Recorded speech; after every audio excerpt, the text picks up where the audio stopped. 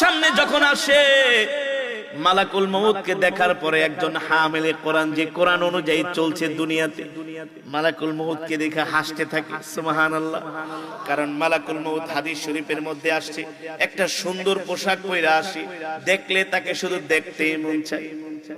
আর যে নাফরমান গুনাহগার, দুনিয়াতে জিনা ব্যভিচার করছে, আল্লাহর হুকুম মানে নাই, নামাজ পড়ে নাই, মানুষের সম্পদ মাইরা খাইছে, বিচার কইরা ঘুষ খাইছে, আছে কি আছে না? মানুষের সম্পদ দখল করছে, ক্ষমতার জোরে মানুষকে কষ্ট দিছে, ঠিক না? তার কাছে যে বলে এক কথা, আরেকজনের কাছে যে বলে আরেক কথা। এমন কিছু মুনাফিক মার্কা মানুষ আছে কি আছে না?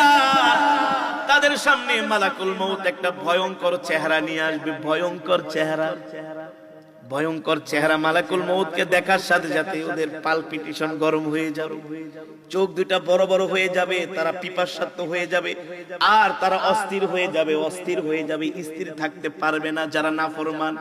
আর যারা আল্লাহর কোরআনকে ভালোবাসছে, কোরআন অনুযায়ী চলছে, মালাকুল মউতকে দেখলে তারা মুস্কি মুস্কি হাসতে থাকবে। আল্লাহু আকবার।